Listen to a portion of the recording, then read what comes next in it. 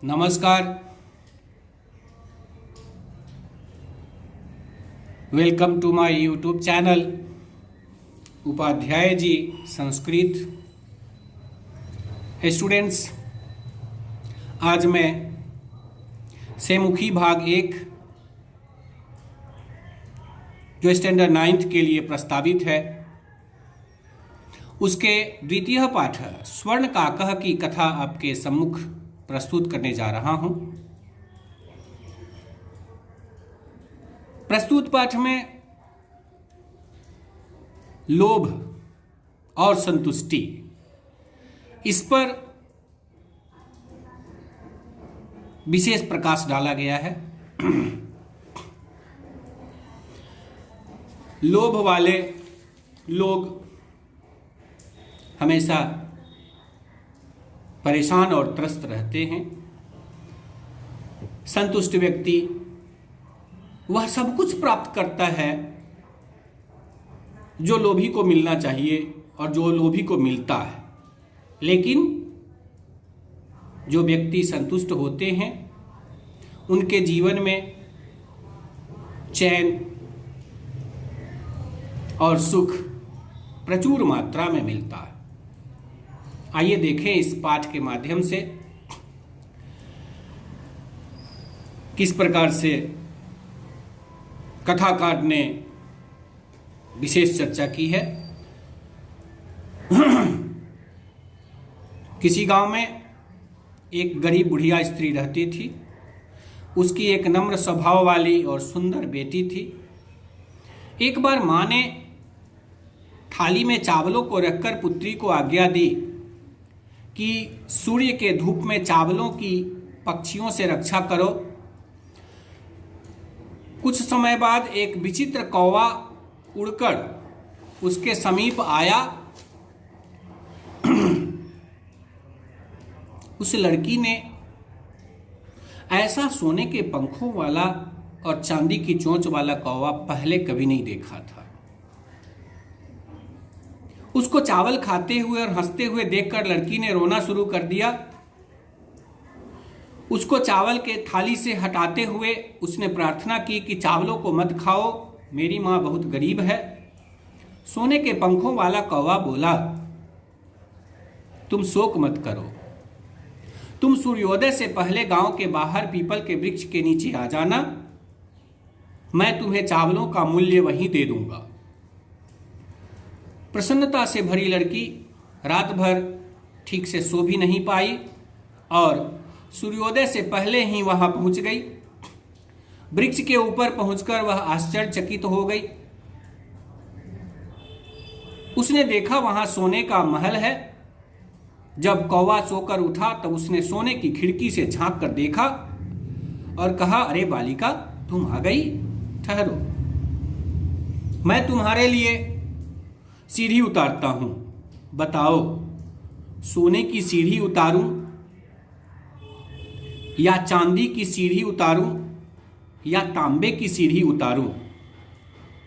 कन्या बोली, मैं गरीब मां की बेटी हूं, तांबे की सीढ़ी से ही आ जाऊंगी। लेकिन कौवे ने सोने की सीढ़ी उतारकर उसे राजभवन में, स्वर्ण भवन में बुला लिया। बहुत देर तक उस लड़की ने स्वर्ण भवन में चित्र विचित्र वस्तुओं को देखा और हैरान हो गई। उसको थकी हुई देखकर कौवा बोला, पहले थोड़ा नाश्ता कर लो। बोलो, तुम सोने की थाली में भोजन करोगी अथवा चांदी की थाली में या तांबे की थाली में? लड़की बोली, मैं गरीब तांबे की थाली में ही भोजन करूंगी। तब वह कन्या और भी आश्चर्यचकित हो गई जब सोने के कौवे ने सोने की थाली में उसे भोजन परोसा। आज तक उस लड़की ने ऐसा स्वादिष्ट भोजन कभी नहीं खाया था।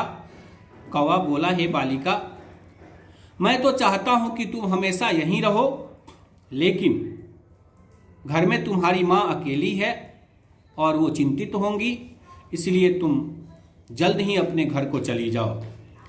ऐसा कहकर कौवे ने कमरे के अंदर से 3 बक्से निकालकर उससे कहा, हे कन्या, अपनी इच्छा के अनुसार इसमें से एक बक्सा ले लो। लड़की ने सबसे छोटा बक्सा लेते हुए कहा, यही मेरे चावलों की कीमत है। घर आकर उसने बक्सा खोला तो उसमें बहुत कीमती हीरो को देखकर वह बहुत खुश हुई और उसी दिन से वह धनी हो गई। उसके इस धनी होने की चर्चा पूरे गांव में फैल गई।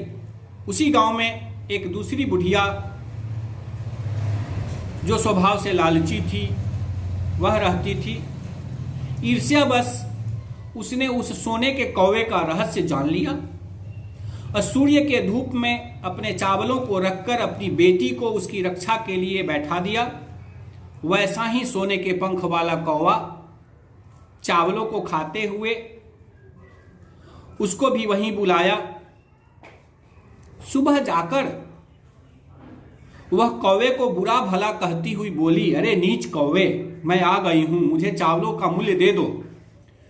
कौवा बोला, मैं तुम्हारे लिए सीढ़ी उतारता हूं, कहो सोने से बनी हुई, चांदी से बनी हुई अथवा तांबे से बनी हुई। घमंडी लड़की बोली, मैं सोने से बनी हुई सीढ़ी से ही आऊंगी। परंतु उस कौवे ने उसे तांबे की सीढ़ी से अपने महल में बुलाया। सोने के कौवे ने भोजन भी तांबे के बर्तन में ही कराया। वापस लौटते समय सोने के कौवे ने कमरे के अंदर से 3 पेटियां सामने निकाल कर रख दी।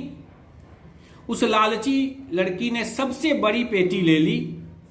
घर आकर वह व्याकुल जब उस पेटी को खोलती है तो उसने पेटी के अंदर एक भयानक सांप देखा। लालची लड़की को लालच का फल मिल गया और उसके बाद उसने लालच करना छोड़ दिया। बच्चों, हिंदी में भी कहावत है, लालच बुरी बलाए। सभी दुखों की जड़ है लोभ, लालच। अतः